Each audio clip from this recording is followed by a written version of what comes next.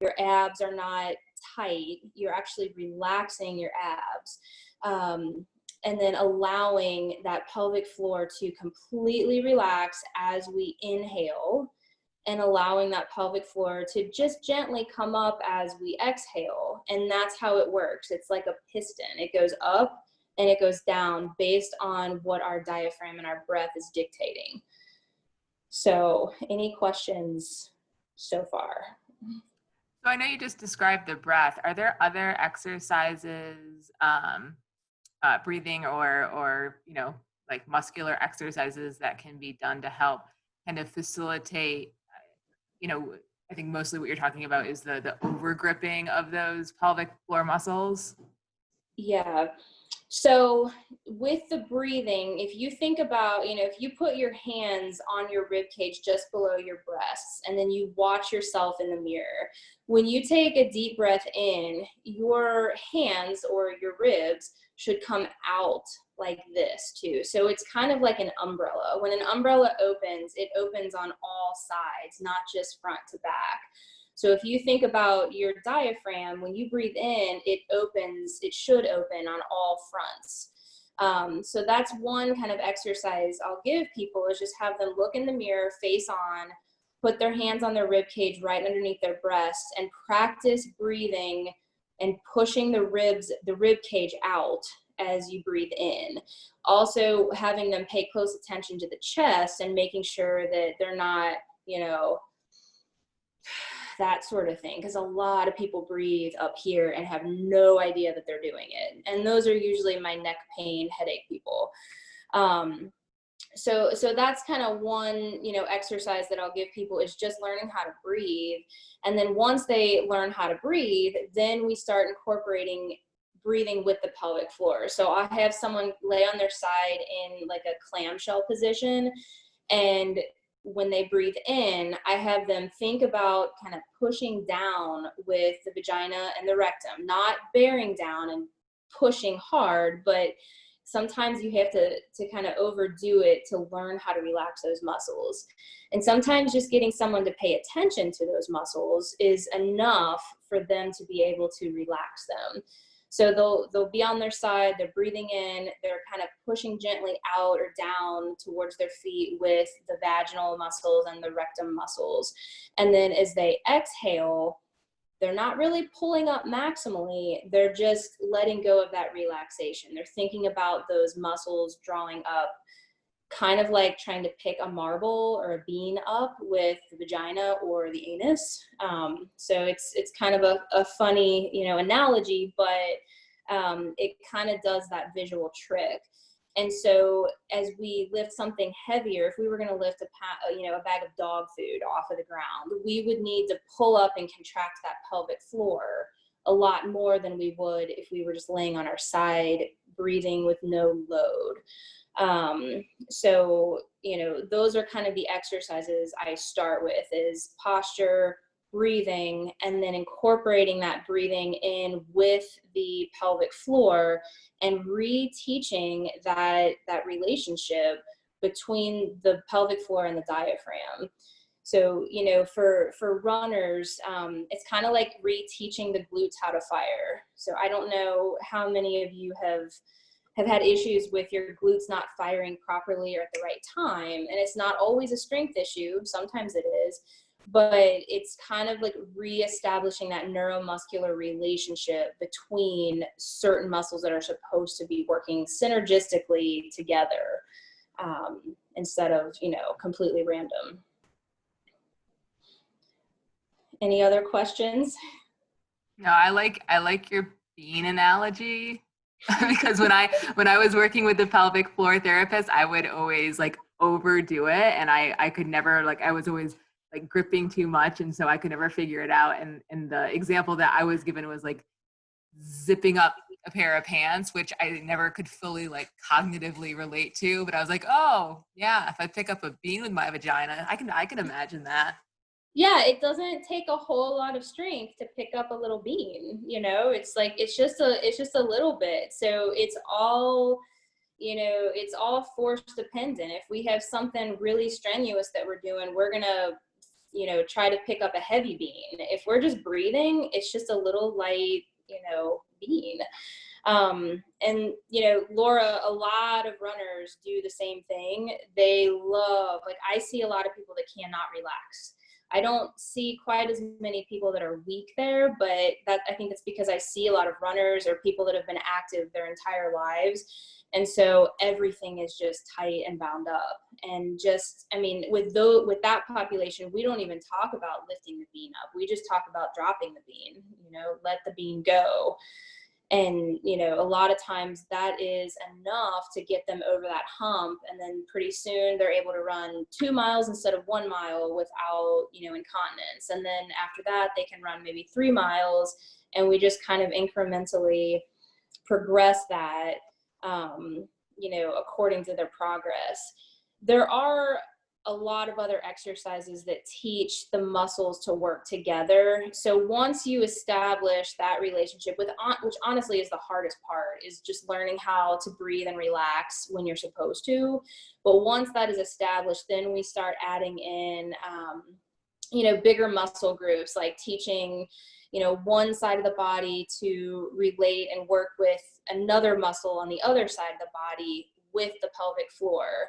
And then if they get that, then we add resistance. And then if they get that, then we add maybe some plyometric activities or whatever it is that they want to get back to that typically causes the incontinence or the pain. So is this weird for anybody? It's super helpful. It's weird for Mike. Mike's the only non-girl. Yeah. Well, you know what though? Men Mike, can have pelvic floor dysfunction too. It's not as common, but in men, it's more like GI issues and lower back pain. So if you ever have those, Mike, that could be the problem. You're not relaxing. I will keep that in mind. Okay. Good. Sorry, Mike, I had to. That is one thing too. So I took several certifying courses in pelvic floor from a therapist that is non-invasive. So the kind of pelvic floor therapy I do at Beyond Exercise is not invasive. There are invasive pelvic floor physical therapists that will actually go internal and be able to tell you, yes, you are relaxing this muscle, or no, you're not doing that properly, or yes, you're contracting this side, but not that side. So I have people that I will refer to if we're really not getting anywhere and I think they need a more in-depth, assessment. But oftentimes, we can feather things out and figure it out without having to go internal. But sometimes it is necessary. So, all right. Anybody else? This might be a stupid question, but as of today, things are in good working order down there, but are there things that like we can do as runners or as women to like proactively manage it? So like if I do have kids or something goes out of whack, like are there exercises we can do to start like keeping things in shape? Sorry, I don't know the right terms, but you get what I'm saying. No, any term is perfect. That's a really good question. So thank you for asking it, because it is something that I wanted to touch on and I completely forgot until you said that. But yeah, that's honestly the best time to start fixing this issue is before it starts. So I would say, whether you want to have kids or not, whether that's in your future, learning how to breathe and learning how to coordinate that with the pelvic floor is going to go way far, while you're pregnant and after you're pregnant. And then when people get pregnant, the tendency is they stand with their butt tucked under and their rib cage like way back like that. So this is the rib cage here, and then the butt is tucked way under. So the reason that happens is because when the baby's growing, our rib cage has to expand and it pushes us backwards. And then us as runners, we kind of and as just people, as women, we kind of keep that posture even when we're not pregnant, because for 9 months we were like that. And the body is so good at relearning how to work. So if you tell it what to do, it's going to listen to you, and to a fault. So it's literally, that's why posture is so important. We have to get women out of that posture that they've been in for 9 months. And then if they haven't been pregnant, you know, out of that posture that they've been taught by, you know, their personal trainer or whoever it was at some point. So while you're pregnant, you know, if that's something that you want to do, just being aware of that posture. And then when the baby is born, making sure, you know, I mean, I've had 2 kids. It's so easy to just fling your upper back as you're holding the baby, especially if you're nursing the baby. It's really hard, but if you're able to pay attention and you know going into that what is wrong and what is right, and how to breathe and how to reestablish and keep that relationship between the diaphragm and the pelvic floor through and after pregnancy, you're going to be way better equipped to maybe not ever have these symptoms. And if you do, to be able to recover from them much quicker than if you know, hadn't tried it before. So I'm basically like exactly what you just described right now. I have 2 kids. I'm constantly, you know, back with one on my hip and maybe the other one. And I'm completely aware of it. I went through all of the breathing and all of the rehabilitating exercises before, corrected everything, was great. And now I cognitively know that I'm doing all of the things wrong, but I cannot like fix it. Not do it. Yeah, like I can't like get myself to do it again. And I was seeing a pelvic floor therapist until the world ended, and then the world ended, so now I'm not.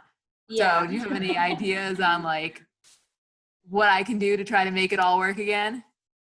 Well, so when it comes to actually incorporating, like not hunching forward and throwing your upper back, that is really challenging when you have a baby that's screaming or it's hungry or it needs a diaper change or whatever it needs. It's like you go into mom mode and nothing else matters. But one thing, you know, I talked kind of about that ski pose where it's like the pre-running pose where you're literally leaning forward from your ankles. And what that does is it untucks your butt. You can't really have a tucked butt when you're in that position. So one thing you could try is when you're holding, you know, either of your children, you can try to lean forward just a little bit and think about untucking your butt. And a lot of times that will do enough, just this tiny little bit can do enough to get you out of that posture that makes it almost impossible for these things to work together. Another option is trying to do it seated. You know, if you're holding the baby and you're finding it hard to do it standing in a good posture, to do it seated with like a towel roll behind your back so that you're not slouching, you know, forward or in this slumped over posture.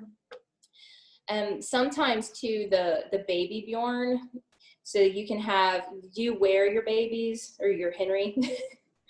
Yeah, I wear Henry all the time. Okay. But I started putting it on my back, so I'm guessing that just made it worse. Yeah. Well, I don't know. That could work as long as when you're carrying or wearing Henry or any baby, you can think about establishing that forward lean posture. And it's not hinging at your hips forward. It's just coming from your ankles. So when we're running, we have to be in that forward lean. We don't have to be, but we should be in that forward lean posture. So it's kind of exactly the same. So if you can just think about the posture and forget while you're holding the baby, trying to breathe and activate the floor, you know, the pelvic floor, that's going to be too much to think about. I mean, I've been there. But just getting in the right posture while you're holding him, standing, seated, wearing him, those are going to be like very crucial to, you know, setting you up for success for recovery from baby number 2. So those are things to try. If you still have questions, you can text me. Or you can send me a video. Have Rick video you like holding Henry, and I can send you maybe some pointers on what to try and what not to do. Perfect. You're gonna have like a whole book. That's fine. I can do it. Okay, Jen, I have a question. This is Linda. Hi. Hi. Hi. Oh, hey, Linda. How are you? I'm okay, thanks. I'm too shy to show my face. Anyway, Oh, that's okay. when you talk about like engaging your core, doing certain exercises, like say a bridge or whatever, how do you tease out like engaging your core and then pelvic floor? Do you know what I mean? Do they both happen Yeah. at the same time, or can you talk a little bit about that? Yeah. So when I'm teaching someone to contract their pelvic floor, I want them to let go of their abdominals. So, the typical, if you look at someone's stomach that has pelvic floor dysfunction, you can almost tell that they have it before you even ask them any questions. And the typical presentation is they have like a 2-pack at the top here, and assuming that they're in shape, they have a 2-pack at the top and it's a little pooch at the bottom. And so a lot of times that's a sign that someone is over gripping with the rectus abdominis, which is the most superficial layer of stomach muscle, also known as the 6-pack muscle. So when I'm teaching pelvic floor stuff, I want them to let go of their pooch. I want them to have soft abs and not even think about, the superficial core as we think about it. And I try to cue them, honestly, just to pay attention to the pelvic floor, like the vagina and the rectum. And, once you can focus on that and think about completely softening your belly and the upper belly, that does help people typically become more aware of what the core actually is and then what it's not.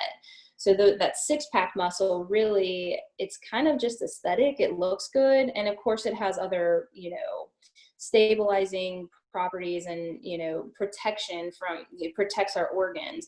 But in terms of stabilizing our sacrum and our pelvis, it doesn't do a whole lot. And honestly, I mean, when we run, you're supposed to rotate about your thoracic spine.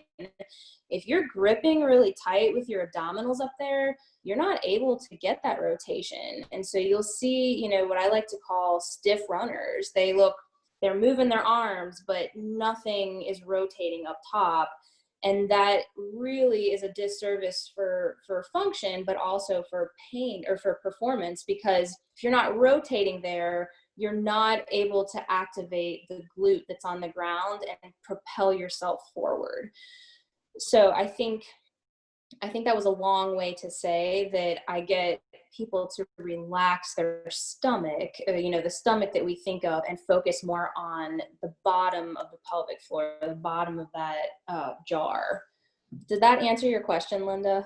I think so. I think that maybe the secondary piece is, so then when we're doing, say, planks or something like that, is it important to kind of engage the abdominals, or do we just disregard the pelvic floor when we're doing the planks or core stuff? No. So, I kind of start, really basic. A plank is pretty complex. So I never start with a plank when we're starting with pelvic floor. But there's a series of exercises that I'll do called the plank progression. And so when you get into that plank position, assuming you've mastered all the prerequisites, we'll say, when you're doing the plank, a lot of people tend to tuck their butt cheeks under and tighten with the abs. And that's exactly opposite of what you should be doing. So you actually want to kind of do an anterior pelvic tilt or untuck your butt. And when you breathe in during your plank, because hopefully you're breathing while you're doing a plank, when you breathe in, you think about pushing down with your pelvic floor. And when you breathe out, when you exhale, you think about gently pulling up with the pelvic floor. And you just do that up and down with your breathing pattern the whole time you're doing the plank. So I actually discourage people from squeezing their butt cheeks and, not activating the glutes, but tucking them under. and getting that, that really flat back posture. And I discourage people from, focusing on like squeezing their stomach muscles. And the same can be said for really any exercise that you're doing. The truth is that I see a lot of people doing exercises they are not ready to do yet. And they're probably doing them wrong a lot of the time because they haven't learned how to activate those little tiny muscles that are super important for stability. Awesome. Thank you so much. That was a good answer. Thank you. Okay, good. It sounded very complicated as I was explaining it. I wasn't sure if I answered correctly, or answered your question, I mean. So you just said, you were just describing how you can, how an individual with pelvic floor dysfunction presents with the, the upper two-pack and kind of the bulging belly. Is that going to be different than somebody who's experiencing the abdominal separation after having children? Yeah. So the upper two-pack and with a pooch at the bottom just tells me that their pressure inside of their abdomen is off. And that means that one of those 4 parts is off. And then I kind of feather out what it is. So that's just kind of the typical presentation of someone that may be having pelvic floor dysfunction. The separation of the two, the right side of the abdominal wall and the left side of the abdominal wall, which is that diastasis recti, that is going to present, totally different. You can't always see that. So if you have someone lay on their stomach and kind of crunch up, it's all measured by how many fingers you can fit between each side of their abdominal wall. And the most I've seen was 7 finger widths apart. So someone's abdominal wall, let's see, how many? 4, that's 7. So her side, and she was a small woman. So from her right side to her left side, there was this many fingers between her abdominal wall on each side. Yeah, so yeah, and she had no idea, that she knew that she had it, but she had no idea how bad that was. So, that is more of a presentation. You can't always see it when people are standing up because they're either tightening their abdominals and it's obscured, or they don't have the tone there to begin with. It's like many women after kids, it's covered with a layer of pooch for a while, which is totally normal and acceptable. So you can't always see it until they lay on their stomach and crunch up, and it's more of a palpation thing. So to check somebody for that, I always feel, I've found that it's very common in people that are having those pelvic floor, dysfunction. There's no way that your abdominals and your pelvic floor can work together when they're not even connected. So good question. Having twins that, because it just extends even more, having that divot in the middle of your belly button there, and then having a C-section, I think it all of those things combined even makes things harder.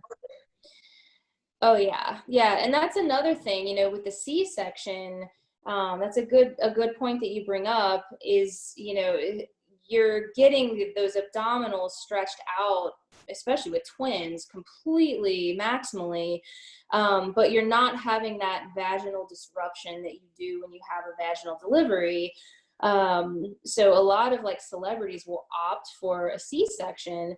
But the problem with that is they cut through 6 layers. You have 6 layers of stomach muscles, and the deepest of which, that transversus abdominis, which is really crucial to the pelvic floor functioning properly, that's one of them. That's the one that they cut through to get to the uterus, to get the baby. So then you have to deal with possible scar tissue of that incision site, in addition to all those muscles very traumatically being disrupted with a scalpel. A lot of times that the rehab just isn't there. People, like I said before, people are not taught how to properly do a Kegel, when to do a Kegel. My doctor told me do 100 Kegels a day when I was pregnant. This is before my gosh.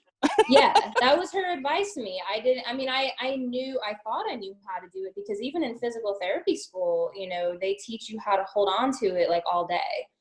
And that's just not functional. It's just like any other muscle. You're not going to contract anything all day. I mean, even your heart is the biggest muscle, the most important muscle in your body, and that contracts and relaxes. If it doesn't, you have a heart attack. So, I think that there's a big discrepancy in women. I think it's a huge disservice to women. I think everyone means well, but there needs to be something, more resources out there. Like, how do I do a Kegel? Should I do a Kegel? And, like what Caroline said, what can I do before I even have the baby, to prevent all this stuff from happening in the first place? Well, it's good to know it's not just old age that you pee when you run. That's good to know. It can be corrected. Oh yeah, I've seen girls in their 20s. I've seen people, that have not had kids that have incontinence issues. But yeah, if I've seen women of all ages, and then I've seen women in their 60s that have never had an issue. And I will say that some of it's genetic. There is a genetic component. I know people that have had 4 kids, never really learned how to do a Kegel. They've never been educated on that, and they've never had incontinence issues or pain.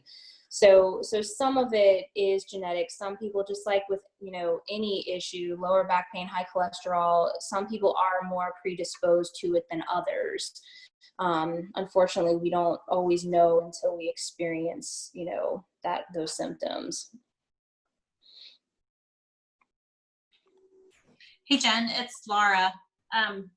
So I'm doing a lot of walking now, no more running for me. But is the same, I guess, the way you're supposed to kind of carry yourself the same for walking versus running?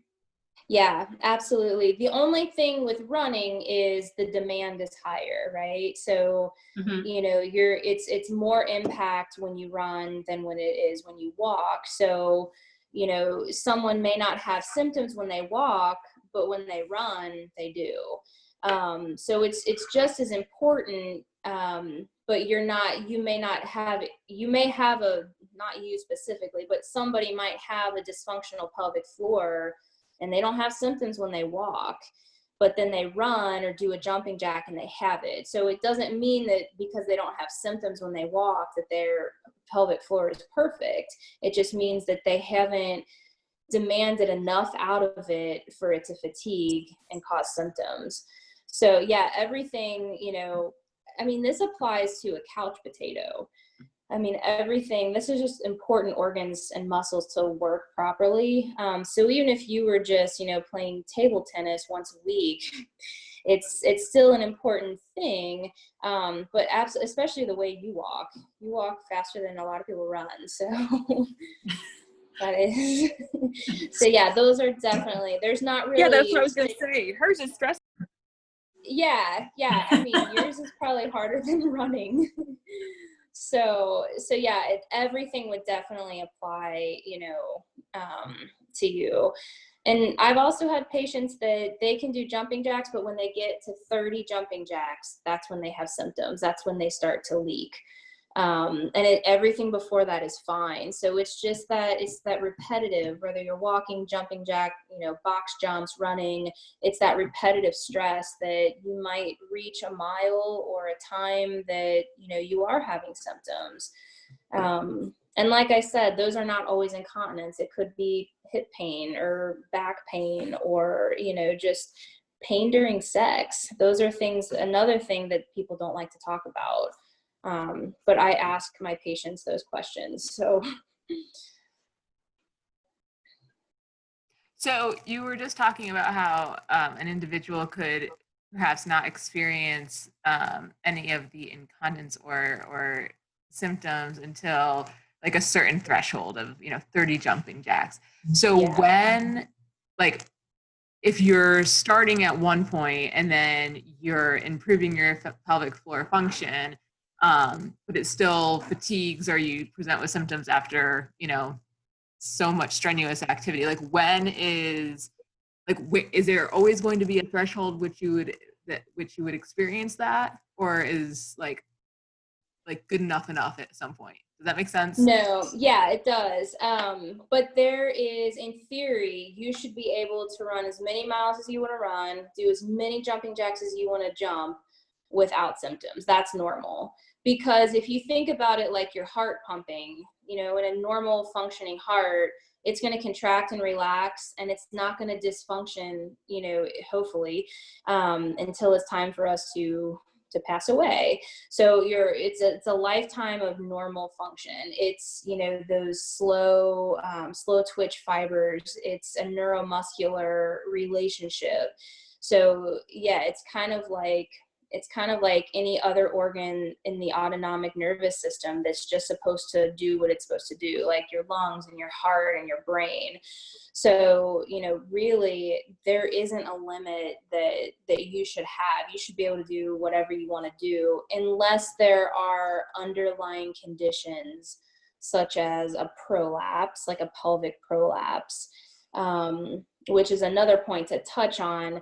Once you have, there's different phases of a prolapse, but once you have a prolapse, so that is, the different organs can come down into the vagina, and it feels like just pressure. Like I've never had it, but the way it's described is it just feels like lots of pressure in the vagina area. And sometimes you can have a rectal prolapse too.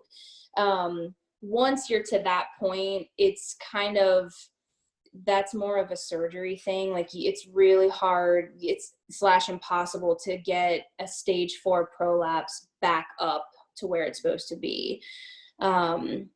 So with that exception, there really is no limit if you don't have any underlying issues going on, that you should be able to do whatever you want to do without peeing your pants for the most part. That's another thing too. I don't know, I don't know about all gynecologists, but many gynecologists, they don't automatically check you for prolapse. So for every woman here, for every person except Mike, I would definitely, at your next gynecological appointment, if they haven't already, just ask your doctor, can you check me for prolapse? That's all you have to say, and it takes 2 seconds, and they'll do it. And they can tell you, yeah, you've got a little bit of prolapse going, or none at all, or yeah, you kind of, you've got a stage 2 maybe. If it's really obvious, they'll tell you without even you asking them to. But, these are the things we want to catch before they happen, because once they're at that level, there's not a whole lot conservative treatment can do. So, whatever age you are, especially if you've had kids, I would ask next time you see your female doctor if you have any signs of prolapse. Just a good proactive. That goes back to Caroline's question again. I don't think, Caroline, you would have prolapse because you haven't had children yet, but it's, could still be something of interest. We're good down there for now. That is good. So the doctor said that when they did the physical exam at the gynecologist, if they said that the bladder's where it should be, does that mean that there's no prolapse? Is that what they're saying when they're like communicating that to you? Yeah, that means that there's no prolapse of the bladder. But you can get vaginal prolapse where it comes down like out of your cervix, or I'm sorry, cervical prolapse where it comes down. You can get bladder, you can get rectum. When it's rectal prolapse, it feels like you are going to go number 2 all the time, like from what I have heard. And you can have all of that coming down too.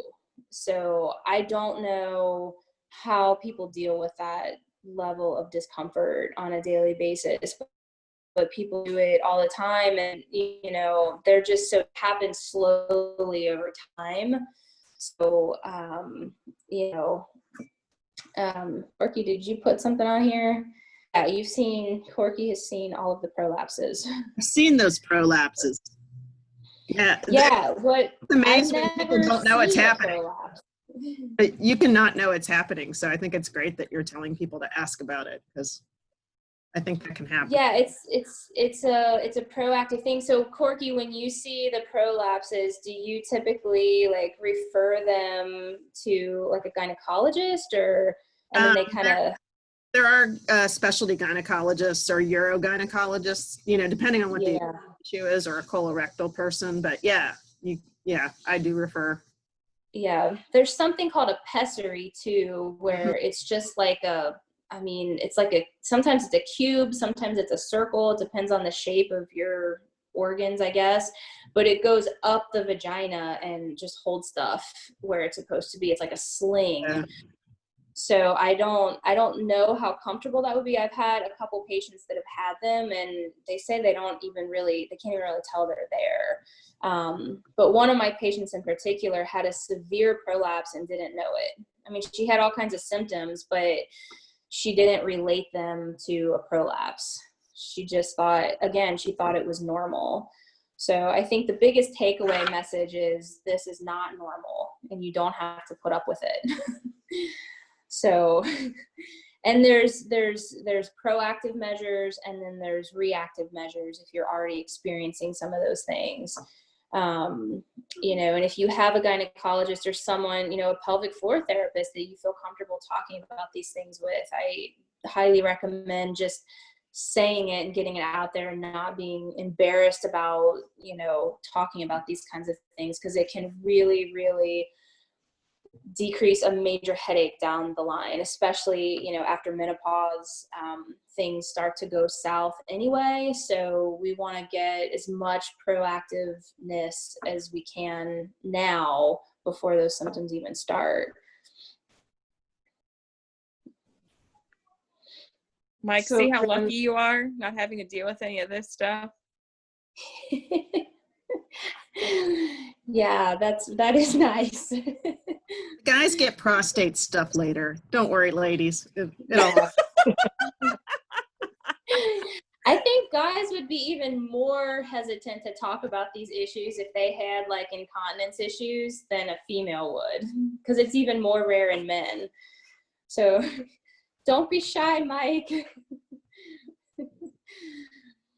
So if I'm going to save Mike here. So if we work on strengthening our pelvic floor, does that improve our running, or how does it? Well, not necessarily your performance, I would say. I wouldn't say that it makes you faster. I could build a case for that, but it's more about discomfort. So, you know, I've seen people whose pelvic floors are off and they have neck pain because the pelvic, you know, the transversus abdominis goes all the way up. I mean, it's basically your entire torso. And same with breathing. Like if that piece of the jar that I talked about, if that piece, the diaphragm, is off, it's going to cause neck pain it could cause neck pain because you're going to be using these accessory muscles to breathe instead of the big diaphragm. So in that sense, it could help with performance because if you're breathing correctly, you're able to take in more oxygen than you could by, you know, these muscles in here. So in that respect, yes, but more so from a functional standpoint, it's going to help, you know, if you do have any of these symptoms, it can keep you not injured. You know, people can have knee pain from a pelvic floor that's not functioning properly because your true core, those four, you know, components of the jar that I talked about. So if any one of those is off, that means there's a crack in the foundation. And, you know, wherever you might have a susceptibility to injury, say your knee or your ankle even, that can kind of trickle down. And it's not something that people look at right off the bat. If you come in with an ankle injury, people aren't going to ask you about your vagina, you know, so, but yeah, I would say more for function. And then when your function is good, your performance is better because you don't have to constantly sit out for injuries or worry about running that race and peeing your pants and being embarrassed and maybe like or slowing down to go to the bathroom or, you know, things like that. But yeah, I mean, you teach yoga, so you know all about the breathing and why that's important for everything, but especially running. Cool, thank you. I have one more question. Yeah. What is the tree behind you? What is what? What's the tree behind you? Oh, this is my pelvic floor tree. No, it's like a potted plant that's almost dying. I don't actually know what it is, but my mom knows because she cut like a piece of her big tree or plant. It's a plant. She cut a piece of hers off and then gave me like the baby and put it in a plant, and it just keeps growing and almost dying and then growing again. Wow. So I'll ask her what exactly it is, because I'm not quite sure, but it gives good feng shui in the house, even if it's half dead. It looks pretty alive to me. Yeah, the top of it is, and then like the brownness starts down here. He just needs a bigger pot. It needs a better pelvic floor. Maybe that's what it is. I think it needs a better pelvic floor. It's dry down there. The soil is dry. I think it needs water. Well, you guys are awesome. Thanks for tuning in and talking about vaginas and rectums tonight. Yes. So, Thank you. Oh man. I can talk about this stuff at any time. It's like, you know, Eric has video of me talking about the anus. Touching me. So that's, hey Ricky. Hi. Did you listen to any part of this? Was this? Honestly, I listened to, no pun intended, the tail end. I was actually making dinner for once. So Nice. I was in the kitchen cooking dinner. Yeah, once in the last 10 years. But honestly, I was going to make a comment and say two things. One, thank you, because I think you're awesome. And so thank you for doing it. You're welcome. But also, in all kidding aside, and I don't even know if Mike is still on here. I think he probably is. He's probably right there. Yep. Hi, Mike. I was just sending him a message. It honestly is something I never knew a thing about until Laura got pregnant with Hazel, and then, you know, all the things that go on. What? I know what the vagina is. But all like more things that started to crop up, and not to be stupid, like I knew nothing about it. I don't know as much that she knew that much about it.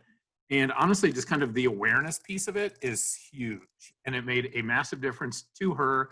It was very kind of like eye-opening, but in a good way. So I think it becomes, to your point, like less taboo and more important. I think that is kind of cool. So if you can have a discussion about it and make it something valuable, I think that's great. Yeah, I mean, if you can get comfortable just saying the word vagina, I mean, that's a step, right? I say it all the time. Yeah, I mean, some people will, like, I've had people come in and say, like, the lady bits or whatever, like, they can't even say that word, and it's like, it starts with a V. So, I mean, part of it's teaching your kids to say it, like the proper body, like when they're old enough, you know, the proper body parts and things. Nope. Hazel doesn't have a problem. My mother comes home on a regular basis and she's like, we were in the store and Hazel said at the top of her lungs that she had a bubble in her vagina. I was like, Well, at least she didn't say I have a bubble in my, you know, lady Hi, Haley. That could be worse. That could be But something. I mean, it starts at a young age, like teaching people that it's okay to say that word. I mean, in context, of course, like maybe not screaming it in the store. No, but the My cool, boys at college at Xavier, they had to go see the vagina monologues. And they're like, Mom, what is it about? Somebody talking about their vagina? I mean, Were they scarred? no. I mean, they enjoyed it. So, I mean.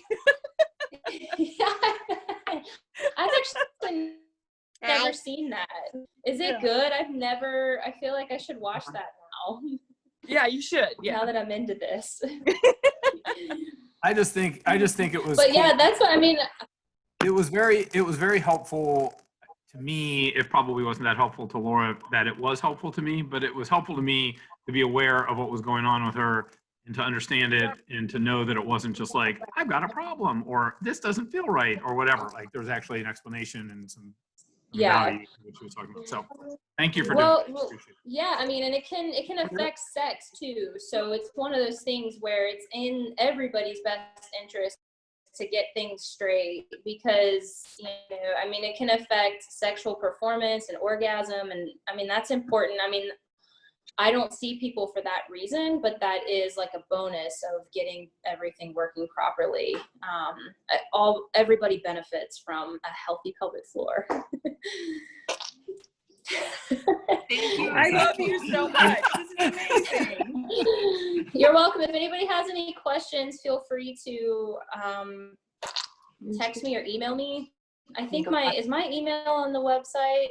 I think it is. It is, yeah. Reach out somehow. Okay. Rick can also pass along your email if necessary. Yeah. Email, text, whatever works. I'd be happy to answer any other questions. If anyone was too shy to share or ask, I get that too. So, so yeah. Is anybody else doing their 5K tomorrow? Thursday. Okay. Corky, you are? I'm doing mine tomorrow. Now, I've got a 7 a.m. meeting, so no. Yeah, Okay. I think you. As long as it's not like 9 to 5. Yeah. Well, I'll be doing it at 4 a.m. So if anybody wants to join virtually in spirit, I'll be up. So. All right. Well, thank you, everybody. Thank you for your attention and not laughing at me. Thank you. All right. You're welcome. Bye. All right. Bye, Bye, guys. Haley. Happy birthday. Bye, Haley. See ya.